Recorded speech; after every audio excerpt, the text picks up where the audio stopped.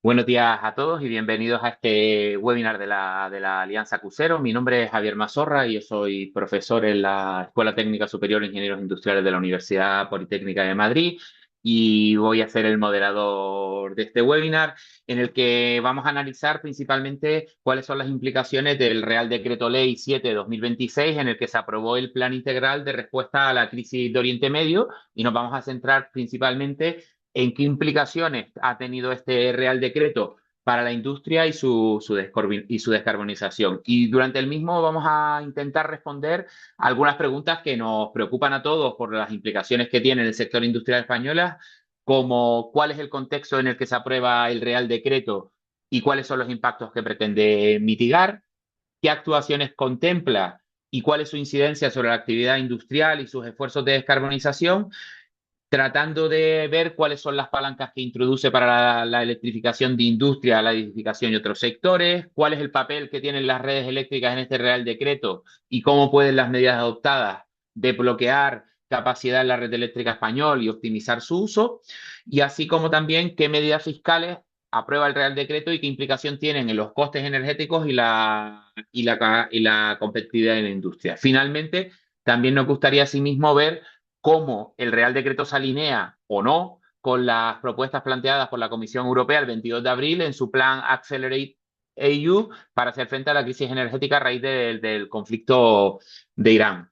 Y para responder estas preguntas, hoy tenemos la presencia de Laureano Álvarez, que es socio en Monitor Deloitte y especialista en mercados energéticos, que nos va a hacer un repaso de las principales implicaciones del Real Decreto. Tras el repaso que hará Laureano, posteriormente tendremos un turno largo de preguntas que invitamos a todos los asistentes a introducir en el chat y iremos recopilando para pasárselas a Laureano una vez finalice su exposición, que durará unos 20-25 minutos. Así que sin más, le doy paso a Laureano. Bienvenido, Laureano. Muchas gracias por estar con nosotros hoy por la mañana y adelante con tu presentación.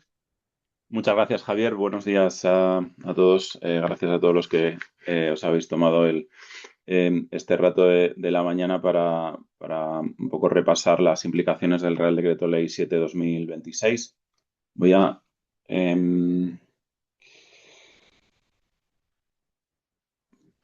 compartir mi...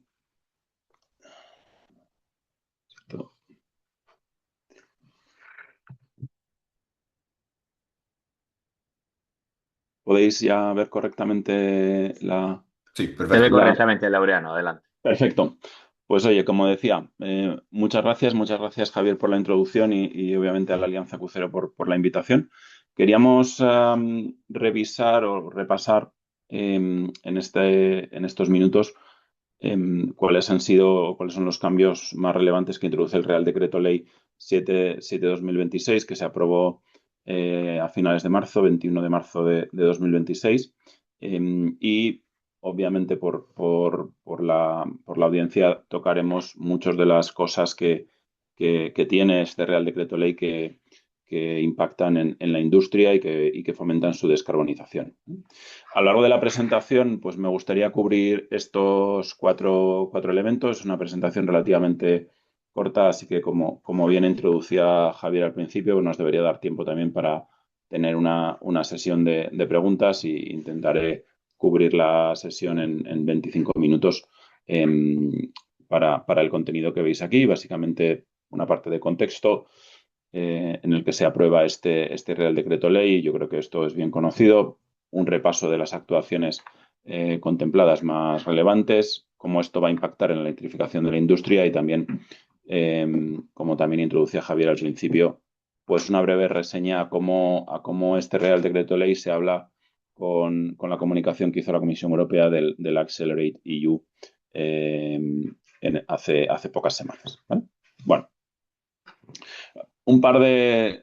Nos gusta siempre un poco también poner, yo creo que esto seguro que es bien conocido para todos los presentes, pero bueno, por poner en contexto la industria representa, es un pilar fundamental de la demanda eléctrica en España, es un tercio, un tercio de toda la energía que consume la industria es electricidad y un tercio de toda la demanda eléctrica que se consume en España es industria, ¿no? Da la casualidad de que tiene pesos muy parecidos, tanto la electricidad como parte de toda la energía que se consume en la industria, como la demanda eléctrica industrial dentro de la demanda eléctrica en España.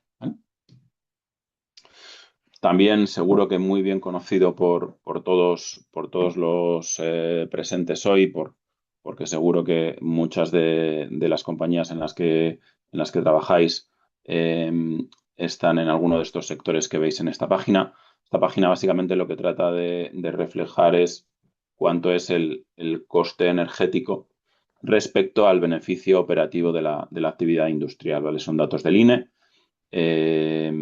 y básicamente el consumo energético que tiene la industria equivale en media a un cuarto de su beneficio operativo, ¿vale? Obviamente hay sectores como puede ser la metalurgia, la química, la cerámica, el papel, que están bien por encima de esa media del 25%, llegando al 95% en el caso de la metalurgia o al 40% de la química y cerámica, cemento y vidrio, o el papel del 35%. Con lo cual esto da una idea de la importancia que para la industria tiene la energía, ¿vale? Como siempre digo, para la energía no es solo, y es muy relevante en el contexto en el que estamos ahora, para la industria no es solo relevante el coste energético, sino su estabilidad. Muchos clientes, cuando hablamos con ellos, como empresas que tienen empresas industriales, como muchas de las que podéis estar presentes en este webinar, lo que nos llaman mucho la atención es no solo sobre el coste absoluto, sino también que necesitan tener una visibilidad de ese coste a lo largo de periodos temporales largos, que son normalmente los periodos en los que se amortizan las inversiones industriales, ¿no? Con lo cual no es solo la importancia de tener un precio competitivo de energía, sino también un precio estable para poder planificar grandes inversiones de transformación y los planes industriales que muchas de las empresas que tenemos hoy en nuestro país tienen por delante, ¿no? Bueno, entrando más en detalle en el propio Real Decreto Ley 7/2026, pues bueno, se aprueba como una reacción a la guerra o el conflicto que existe en este momento en Oriente Medio. Es cierto que incluye medidas que estuvieron en otros reales decretos, pero que decayeron porque no fueron validados en el Congreso.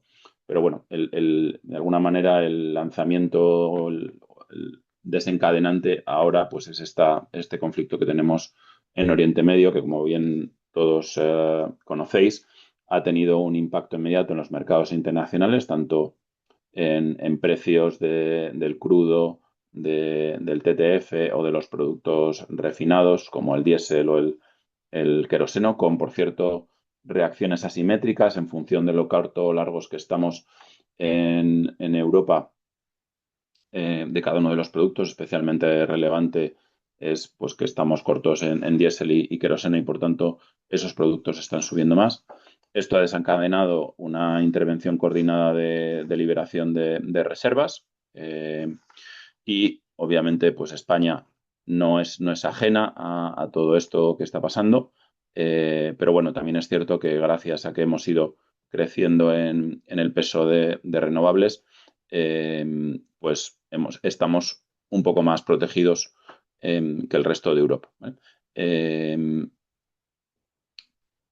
Pero obviamente no somos inmunes a los incrementos de precio que se están dando en los hidrocarburos, que afecta pues a muchos de los procesos industriales de la industria, ¿no? Tanto del transporte como del calor. Y ya estaba en el debate un poco el concepto de autonomía estratégica, de reducir nuestra dependencia energética y mejorar nuestra resiliencia, nuestra vulnerabilidad.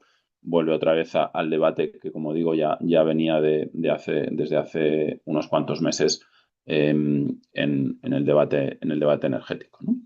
El Real Decreto Ley, como decía, incorpora medidas que ya estaban identificadas, pero que no habían sido puestas en marcha, ¿vale?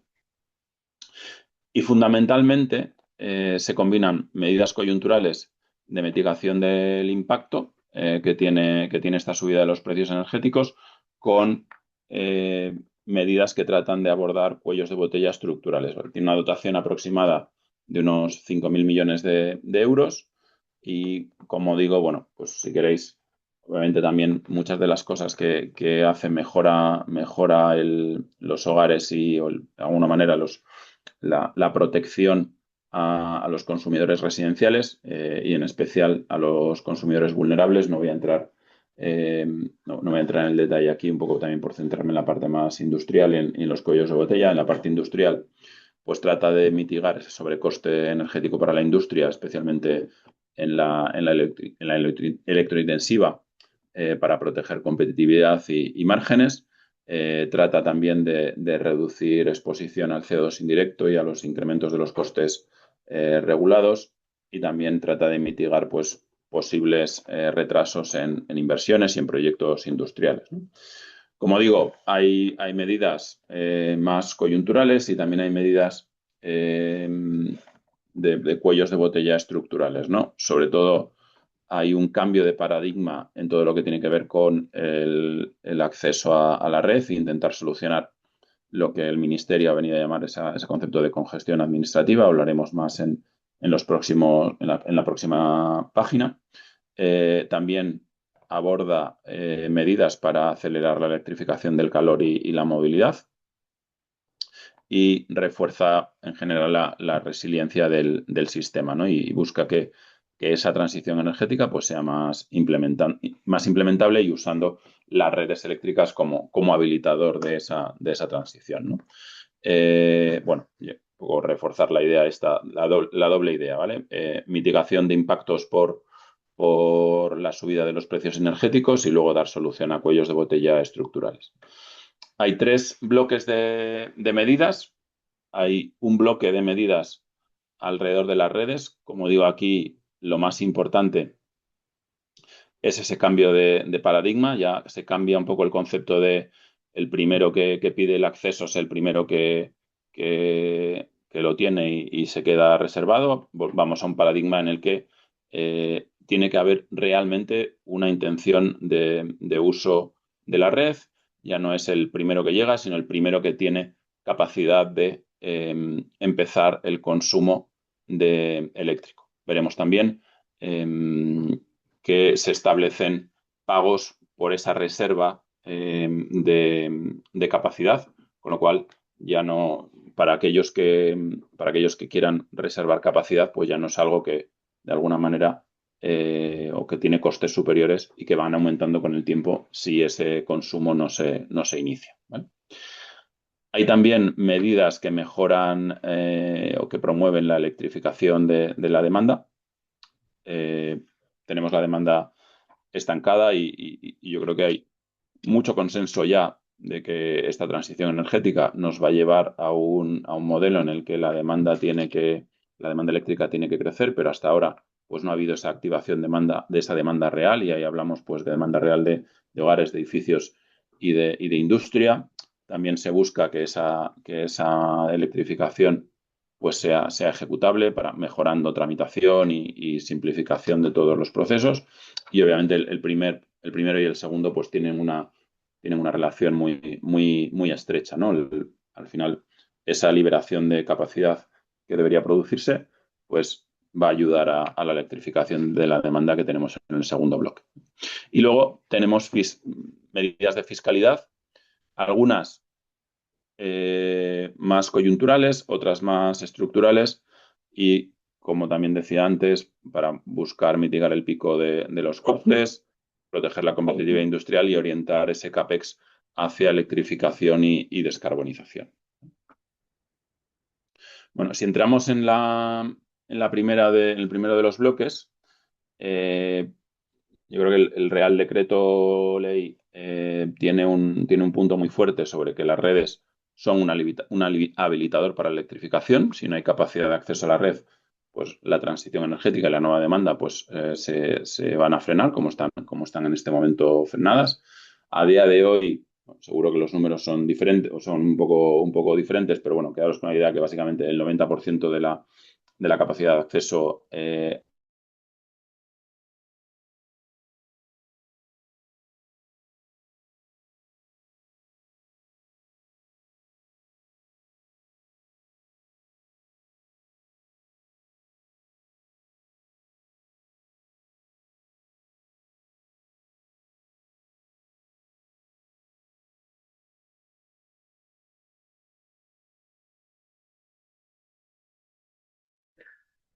Disculpen, parece que hemos tenido un problema técnico con el ponente. Vamos a esperar a ver si se soluciona rápidamente. Si nos dejan un minuto, intentamos volver enseguida. Creo que se ha cortado la conexión durante unos segundos. Exacto, Laureano, sí, perdona. ¿Te hemos recuperado ya, parece? Sí, tienes que volver a compartir la pantalla. Perdonad. Disculpen que los problemas del directo, que a veces Internet nos juega una mala pasada a todos. Eh, vale.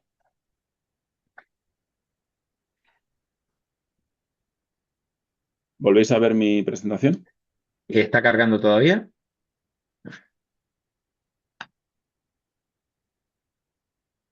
Ahora. Vale. Bueno, como decía,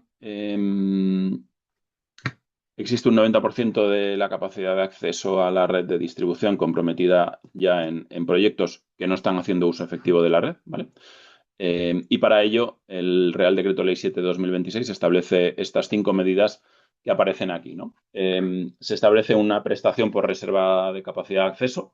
Básicamente, ahora aquellos que pidan capacidad de acceso van a tener que pagar hasta que comience el consumo de, de esos proyectos. Además, el pago va a ir incrementándose a medida que pasa el tiempo, es decir, a más tiempo que se tarde en conectar la demanda, el pago mensual va a ser mayor. ¿Vale?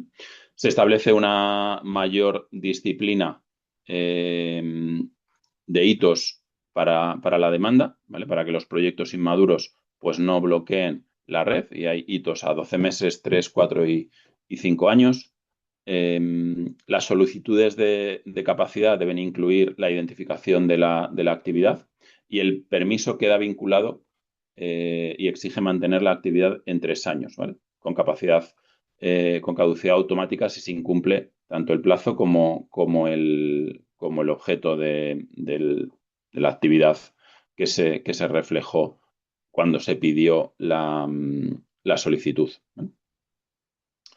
Se refuerza medidas para ganar transparencia y seguimiento de capacidades, solicitudes ortogadas y caducadas, para facilitar la reasignación y la planificación de la capacidad, y obviamente también se busca y se promueve las modalidades de conexión flexible, y en general se van a buscar priorizar proyectos de alguna manera. Se introduce esa tramitación preferente para proyectos considerados de alta prioridad, ¿no? Aquellos que estén vinculados a vivienda o a servicios o industria estratégica, ¿no? Adelantando a solicitudes menos maduras. Con lo cual, yo creo que aquí el mensaje es: el paradigma cambia, y esto ya no es el primero que llegue se queda con la capacidad, sino que ya se introducen tanto elementos que priorizan determinado tipo de proyectos, como elementos que buscan que aquel que pida la capacidad, o aquella industria que pida la capacidad, se conecte lo antes posible a la red, ¿vale? Si pasamos a la parte a las medidas de electrificación.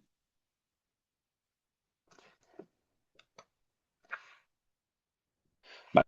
Tres ideas, o de alguna manera, como que se busca, de qué manera se busca el incremento de la demanda eléctrica, ¿vale? Básicamente, hay estos tres bloques. Se busca impulsar bombas de calor vía el sistema de CAES, de certificados de ahorro energético. Se corrigen los coeficientes, con lo cual hay un efecto multiplicador sobre los ahorros, ¿vale? Básicamente se busca doblar el número de expedientes CAES asociados a bombas de calor. Se crea un programa para incentivar la compra de vehículo eléctrico, tanto para particulares como empresas, con 400 millones de euros, que será gestionado por el Ministerio de Industria y Turismo. Y luego, muy relevante para la industria, se amplía el perímetro hasta 5 kilómetros para ser considerado autoconsumo colectivo, ¿vale? Se genera también esta figura del gestor de autoconsumo, de alguna manera para hacer toda la tramitación de instalaciones compartidas en vez de que cada uno de los individuos tuviera que personarse para hacer las gestiones administrativas. Y se libera el 10% de capacidad reservada para autoconsumo en todos estos nudos que hay concurso. Y se establecen bonificaciones potestativas en los municipios hasta 50% del IBI y 95% del ICIO, que como veremos afecta tanto a electrificación, o sea, a tanto autoconsumo, perdón, como a aerotermias. Bueno, como digo, todo un conjunto de medidas que buscan incrementar la demanda eléctrica. Y por último, un conjunto de medidas fiscales. Hay medidas fiscales que son temporales y luego medidas estructurales. Medidas temporales, bueno, yo creo que esta es muy conocida, las dos primeras, porque salió en muchos de los medios cuando se aprobó el Real Decreto. Se reduce el IVA energético del 21 al 10%, todo esto afecta a electricidad, gas natural y carburantes, ¿vale? Se reduce el impuesto especial sobre la electricidad al mínimo permitido por la directiva europea, al 0,5%. Recordad que este impuesto en condiciones normales es 5,11%. Y luego se hace una minoración de la base imponible del impuesto del IPE en 2026, que tiene actualmente un tipo del 7%. ¿Vale? ¿Qué quiere decir esto? Bueno, sobre todo las instalaciones renovables y de cogeneración verán su base imponible reducida en un 10% en el primer trimestre y en un 100% en el Q2 del 2026, de abril a junio incluida. ¿Vale? Y para la industria electrointensiva se reactiva el mecanismo de reducción del 80% de los peajes de transporte y distribución durante el 2026. ¿Vale? Como digo, este es el bloque de medidas temporales, luego hay todo un bloque de medidas estructurales. ¿Vale? En el impuesto de actividades económicas deja de contarse la potencia asociada a hornos y calderas eléctricos de la potencia tributable. ¿Vale? Se establecen bonificaciones municipales en tributos locales como el IBI y el ICIO, el 50 y el 95% que mencionaba antes. Esto aplica tanto a autoconsumo como a aerotermias. Se establece el concepto de contratos por diferencia de carbono y el fondo que financiará estos contratos por diferencia. Se establecen incentivos también a la inversión en formas de libertad de amortización para el autoconsumo y se refuerza el instrumento de ayudas por compensación de costes indirectos de CO2, ¿vale? Con un suplemento en 2026 de 300 millones de euros, lo que obviamente refuerza mucho la competitividad de los sectores que están expuestos a este CO2 indirecto, ¿vale?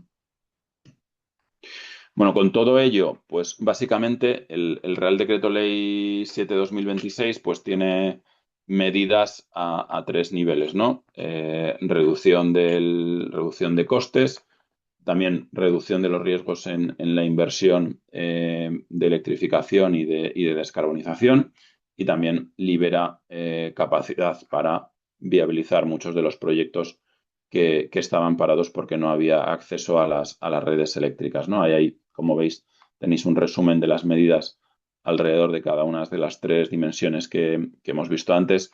Y bueno, como digo, al final, pues se busca mejorar el caso de negocio, tanto en CAPEX como en OPEX. Se busca que la industria tenga más probabilidad de encontrar una conexión eléctrica cuando la necesita y cuando la necesita. Y en general también se busca dar una mayor prioridad a proyectos maduros, ¿vale? Ya no, como insisto, ya no está el concepto del primero que llega es el que tiene la capacidad, sino es aquel que tiene un proyecto más maduro, con un cronograma más claro y más sólido, ¿vale?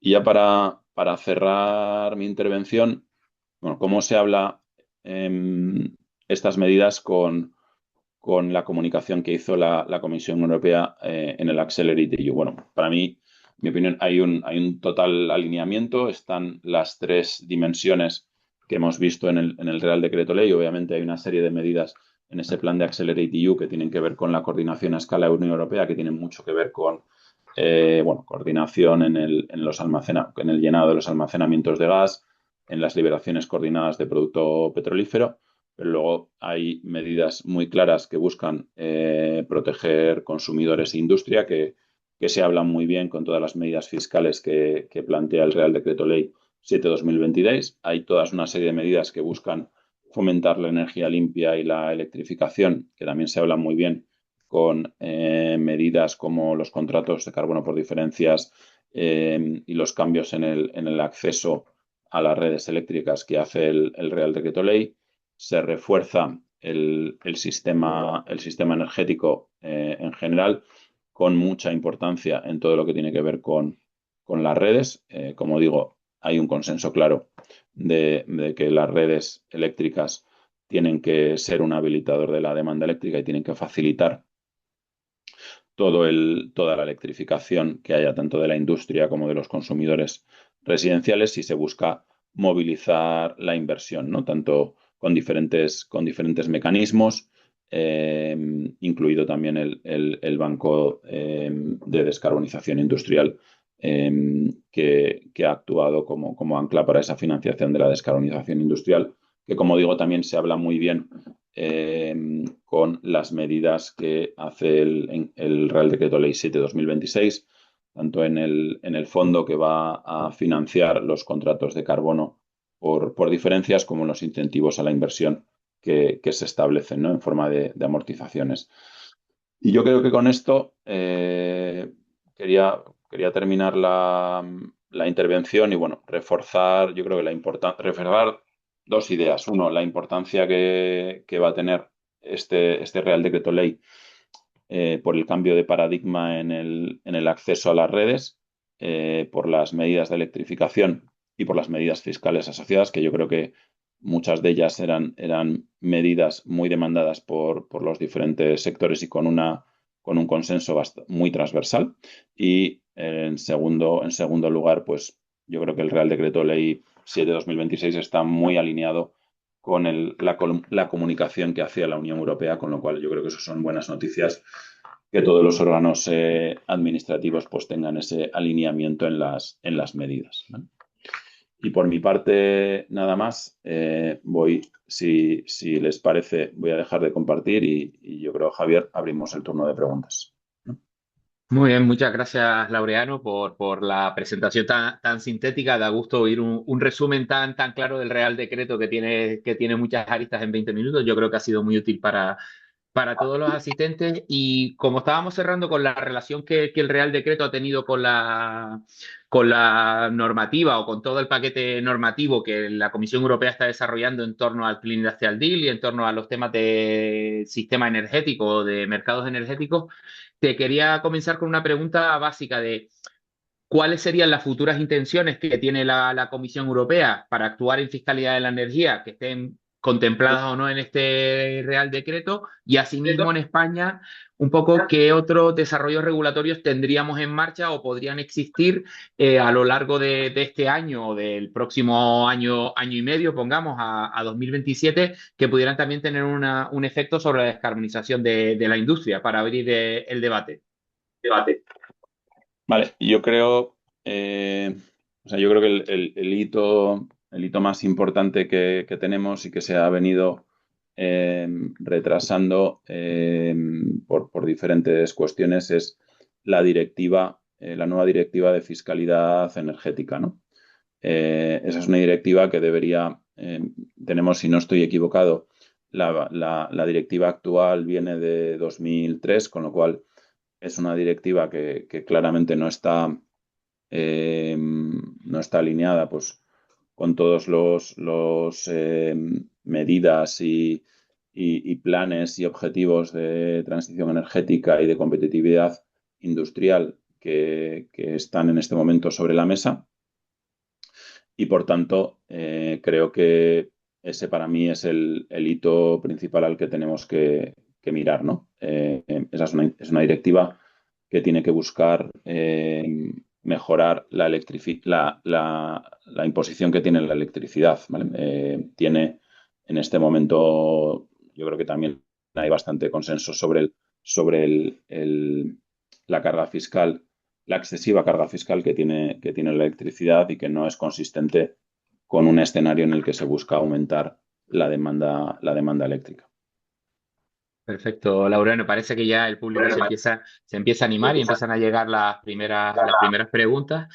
Hay una pregunta en concreto. El Real Decreto tiene dos tipos de medidas, digamos, medidas temporales o medidas para hacer o superar el impacto concreto de la crisis de Hormuz y medidas estructurales. Además de la pregunta concreta que viene en el chat, que pregunta si crees que se reevaluará en algún momento la prórroga de las medidas fiscales temporales, te quería pedir tu valoración entre qué balancearías entre esa combinación de medidas temporales y medidas estructurales y su afección que tienen actualmente al sistema energético español. Vale, a ver, yo creo que en el Real Decreto Ley hay menciones a que junio se establece como un hito en el que se volvería a revisar las diferentes medidas temporales, ¿vale? Obviamente aquí depende mucho de cómo evolucione el conflicto en Oriente Medio. Aunque ahora pues parece que estamos en un proceso bastante de un poco, no se sabe muy bien hacia dónde vamos y cuánto puede durar. Eh, entonces, bueno, yo creo que depende mucho de cómo evolucione el conflicto. No hay una prórroga automática, eso es importante. Si estas medidas, si de alguna manera, si no se mantiene el incremento de precios de la energía, las medidas decaerían a finales del 30 de junio de este año, con lo cual depende mucho de cómo evoluciona el conflicto. Cualquier extensión o ampliación de las medidas requiere un nuevo Real Decreto Ley, ¿vale? Esto es un poco, yo creo que refuerza la idea de que estas medidas temporales lo que buscan es, pues eso, no es un mensaje estructural, aunque muchas de ellas creo que han quedado un poco anacrónicas, como el tema del IPE, del impuesto a la generación, que pudieron tener su sentido hace unos años, pero ya no. Pero como digo, no hay una visión de que esto sea, al menos las medidas del IVA, del impuesto especial de la electricidad y del IPE, no hay una visión de que sean estructurales. 30 de junio de 2026, si no se mantienen los precios eléctricos o los precios energéticos altos, pues decaerían las medidas y si las queremos prorrogar se necesita un nuevo Real Decreto Ley. Vale, perfecto. Creo que ha quedado clara la respuesta a la pregunta. No te vamos a preguntar sobre tu previsión de la evolución de los precios energéticos porque sería jugar a la bola de cristal con la situación internacional actual. Pero bueno, tenemos una nueva pregunta también que nos consulta sobre la transposición de la Directiva 2023-1791 de eficiencia energética, que modificaba el reglamento 2023 de 955 y que obviamente tiene mucha relación con todo lo que estamos hablando, que es una transposición que está pendiente todavía en España y que podría tener muchas implicaciones en algunos puntos de los que recoge el Real Decreto. No sé si podría. Vale, aquí lamentablemente no tengo la bola de cristal. Efectivamente es una directiva importante porque refuerza todas las medidas de eficiencia energética, que es muy relevante para las grandes empresas industriales. Vamos con retraso, como con otras transposiciones relevantes en el sector, como la de la Red 3. Esta debería haber sido aprobada, si no estoy equivocado, en octubre del 25. eh, con lo cual, pues debería ser algo que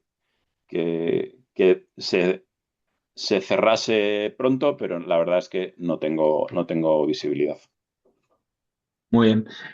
Bueno, ya una semana después de que se cumpla un año del apagón, las redes eléctricas siguen siendo uno de los grandes temas que más preocupan tanto a la industria y a mucha gente y que nos tenemos varias preguntas al respecto, con lo cual, además, como es uno de los grandes paquetes normativos que la Unión Europea está poniendo en marcha a través del Grid Package que recoge el Clean Industrial Deal, te voy a lanzar tres preguntas ahora mismo que vienen acerca del tema.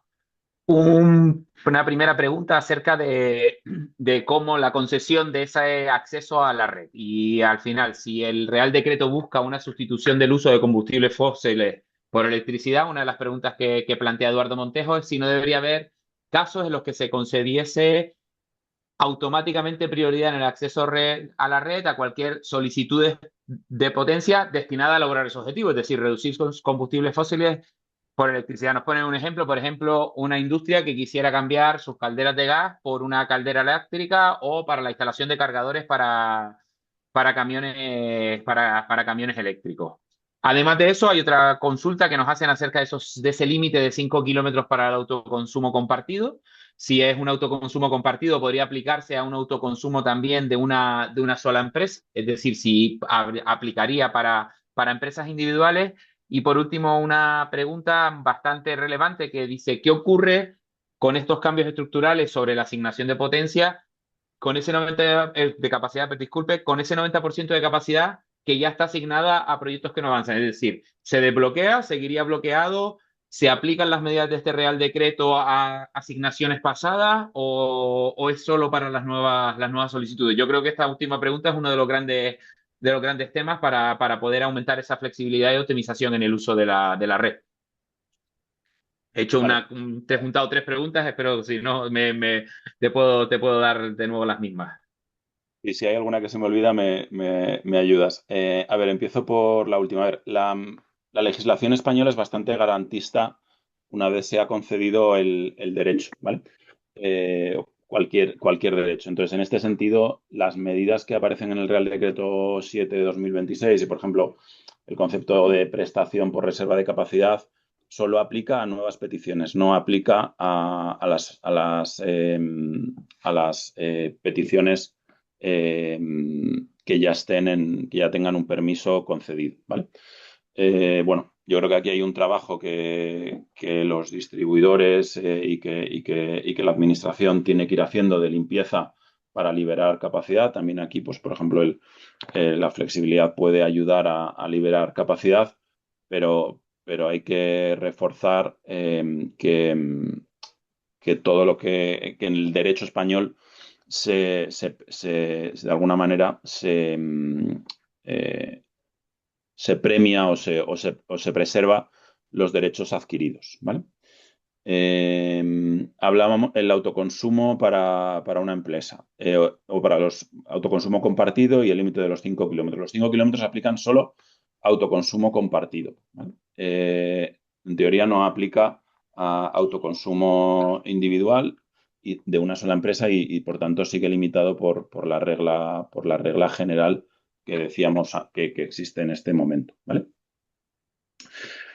El tema de la prioridad, a ver, en lógica climática, claramente, tendría sentido. O sea, aquellas medidas que busquen o aquellas instalaciones o solicitudes de acceso que se hagan para inversiones que de alguna manera avancen en la descarbonización, tendría sentido con esa lógica climática. Es cierto que el Real Decreto Ley 7/2026 no lo hace. La prioridad, sobre todo, va hacia vivienda o hacia el concepto de industria estratégica. No hay esa prioridad de acceso. No sé si, por ejemplo, pues a lo mejor esa directiva de la que hablábamos podría ir en esa línea con las medidas que se incluyan en la transposición, pero es cierto que el Real Decreto Ley no reconoce esa prioridad por que la inversión tenga que ver con una inversión ligada con descarbonización. Perfecto. Siguiendo con las redes y de como una de las respuestas que ha habido por el operador con el apagón es el modo de operación reforzado, que finalmente al final introduce un coste en la electricidad que al final está impidiendo en cierta manera aprovechar totalmente los bajos costes que tenemos en el mercado mayorista actualmente. ¿Hay algo en el Real Decreto en este ámbito o podemos esperar algo a futuro? Y relacionado con esto, algunas de las medidas que aparecen en el Real Decreto son medidas fiscales que lo que buscan es rebajar la carga fiscal de la electricidad comparado con los combustibles fósiles. En esta línea, ¿cuál es tu valoración de estas medidas? ¿Cuáles podemos esperar que profundicen en el futuro? ¿O cuáles serían, según tú, aquellas que podrían tener mayor impacto a futuro de las que se han tomado o las que se debieran tomar? Vale, muchas cosas ahí en esa pregunta. Javier, Perdón, si quieres la dividimos en dos. a ver, operación reforzada. El Real Decreto 7/2026 no cambia, no cambia cómo es financiado ese coste estructural que estamos teniendo en el precio final de la, de la electricidad todos los consumidores, ¿vale? No hay ningún cambio y no hay previsto medidas específicas o no hay medidas específicas en este Real Decreto Ley 7/2026. Efectivamente, a mí me parece especialmente, o sea, para mí es un punto muy relevante. Efectivamente, muchas veces están saliendo titulares y de hecho en mi presentación pues lo he mencionado porque es la realidad. Oye, efectivamente tenemos un precio mayorista muy atractivo por el peso de las renovables, pero se están añadiendo unos costes de esta operación reforzada que son del mismo orden de magnitud de los costes de ese mercado diario. Con lo cual, este es un problema que para mí debería tener máxima atención de cómo, uno, damos transparencia a ese coste y dos, buscamos maneras de, obviamente, preservando la seguridad de suministro, buscamos maneras de reducir esos costes porque están completamente disparados. Ya estaban antes, los servicios auxiliares ya estaban muy altos antes del apagón, pero todos estos meses que han sucedido al 28 de abril, pues no han hecho más que incrementar esos costes, ¿no? Me parece una medida, algo que hay que mirar con atención de forma muy urgente. ¿Vale? Decías, oye, medidas fiscales que tendría sentido. A ver, yo creo, lo he mencionado antes. Yo creo que hay una serie de medidas eh, que se han quedado anacrónicas y que yo creo que deberían,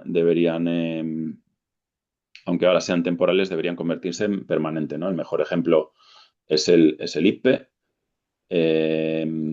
Yo creo que no tiene ningún sentido establecer un impuesto en este momento a la generación eléctrica. Entiendo que por unas cuestiones de balanza fiscal, pues no se quiere eliminar este impuesto, pero desde un punto de vista de sistema energético, de coherencia con la competitividad de un vector tan importante como hemos visto, que es la electricidad para la industria, no se me ocurre una razón por la cual eso se puede mantener. ¿Vale? El impuesto especial de la electricidad es un impuesto que además es un impuesto sobre un impuesto. No, creo que también deberíamos buscar mecanismos para que en general la fiscalidad de la electricidad se redujese. ¿Vale? Muy bien. Bueno, como sabes, en la Algunas Alianza Sí, perdón.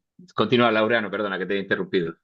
para decir, por ejemplo, también hemos hecho énfasis en las cosas temporales que deberían ser estructurales. Yo creo que hay algunas medidas estructurales que también yo creo que tienen mucho sentido, ¿no? El cambio en el impuesto de actividades económicas y que para el cálculo de potencia eléctrica, de potencia tributable, perdón, no se tenga en cuenta aquella potencia de los hornos y calderas eléctricas, pues creo también que es un elemento que es de agradecer, ¿no? Y que creo que tiene todo el sentido.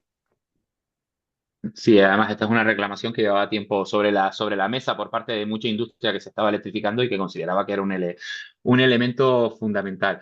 Como sabes, en la Alianza Crucero nos dedicamos principalmente a la descarbonización del calor industrial, donde la electrificación va a jugar un papel fundamental para prácticamente ya todos los rangos de temperatura. Hace unos años hablabas que solo para bajas y medias, pero empezamos a ver soluciones también para alta temperatura. Pero es verdad que la electrificación por sí sola no es capaz de cubrir toda la descarbonización de la demanda de calor. Y aquí entran en juego otras tecnologías, como pudiera ser el biometano o cualquier otra fuente no eléctrica que pudiera proporcionar calor.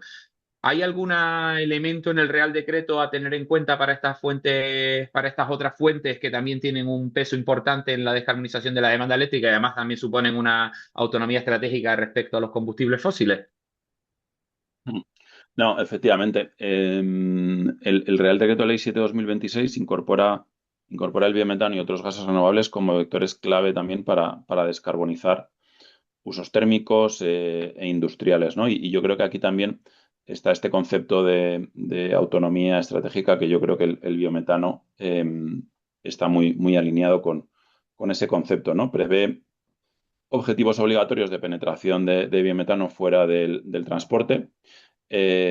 Busca también ese concepto de sello de excelencia social, territorial y ambiental para priorizar proyectos. Este es un elemento muy importante porque los proyectos en este momento, muchos de ellos en fase de desarrollo, pues es clave, pues de alguna manera, esa integración en el territorio, ese concepto de licencia social, con lo cual yo creo que son buenas medidas también para el fomento de otras fuentes de energía, como bien decías, que complementen pues tanto la descarbonización como la autonomía estratégica.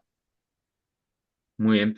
Y con respecto al almacenamiento energético, o sea, que todos sabemos que al final es uno de los las grandes promesas ahora mismo, tanto para el sector eléctrico como para el almacenamiento de calor, ¿cuáles serían las medidas que promueve este Real Decreto en este aspecto?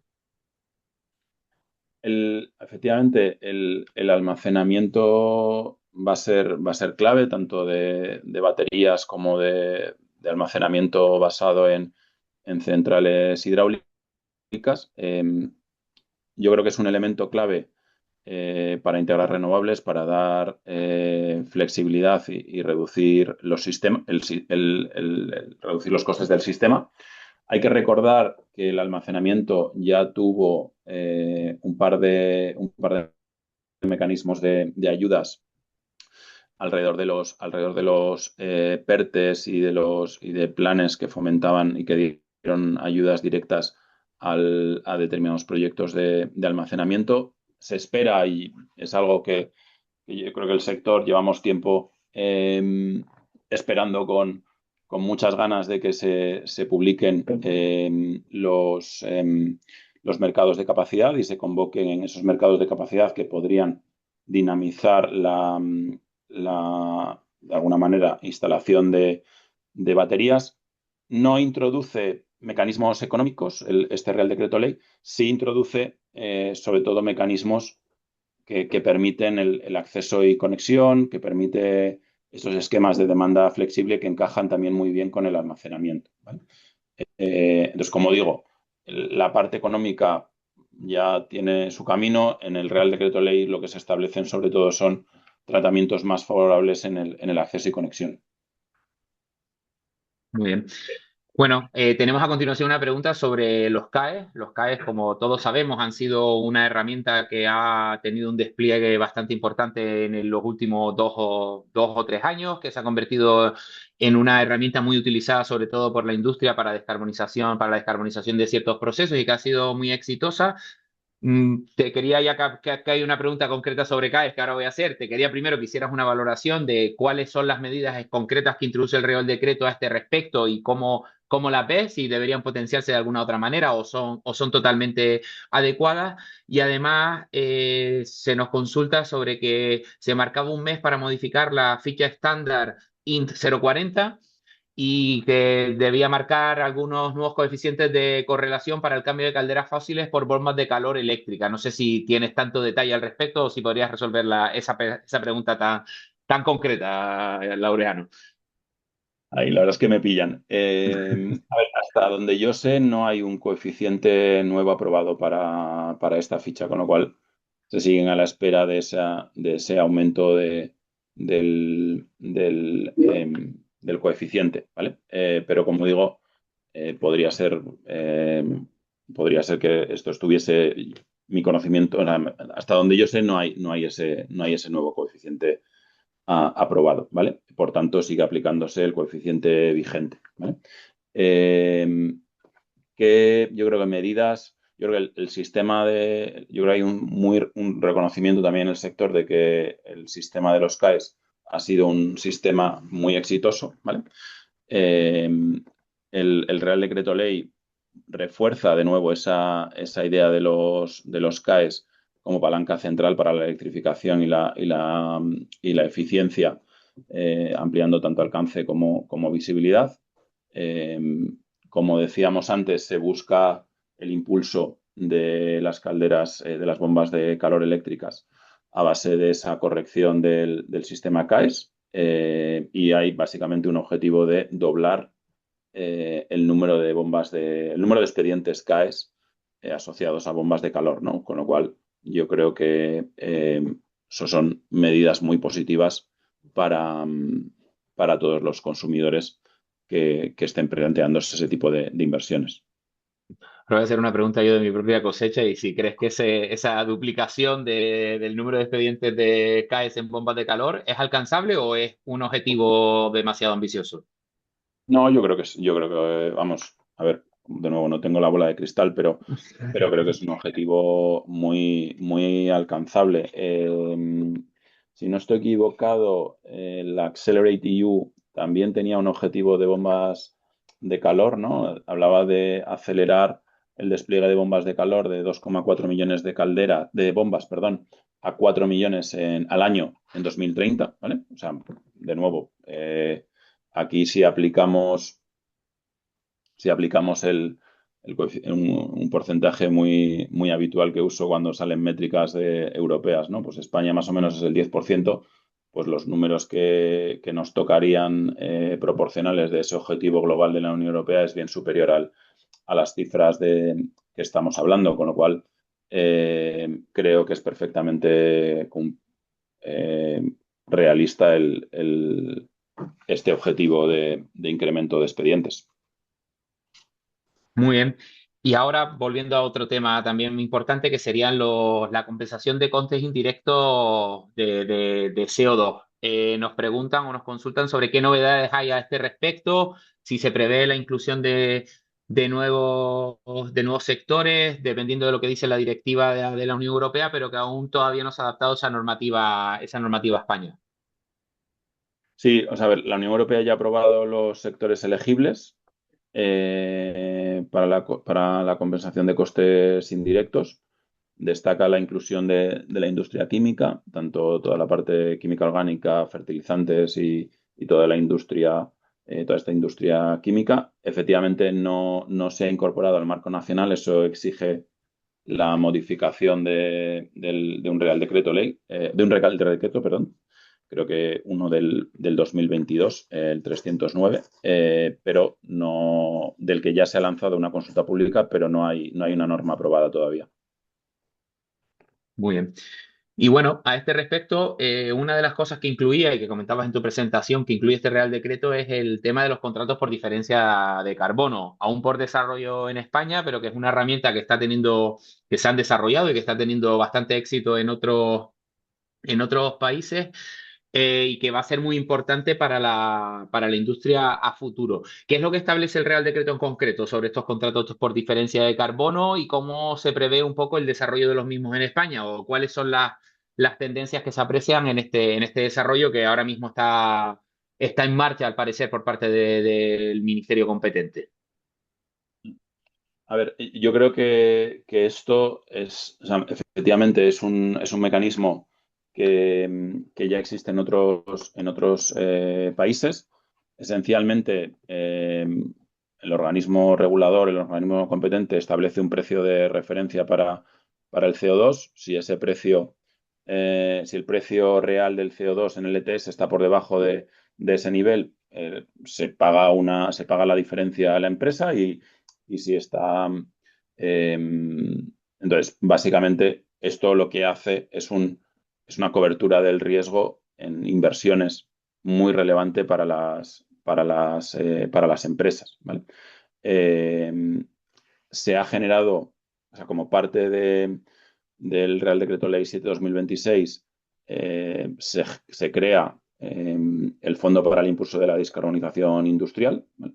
Básicamente antes, este fondo, sobre todo, lo que hace es respaldar los contratos de carbono por diferencias y otras inversiones de descarbonización industrial, con lo cual este fondo actúa como vehículo financiero. Lo que obviamente todavía no está hecho, pues es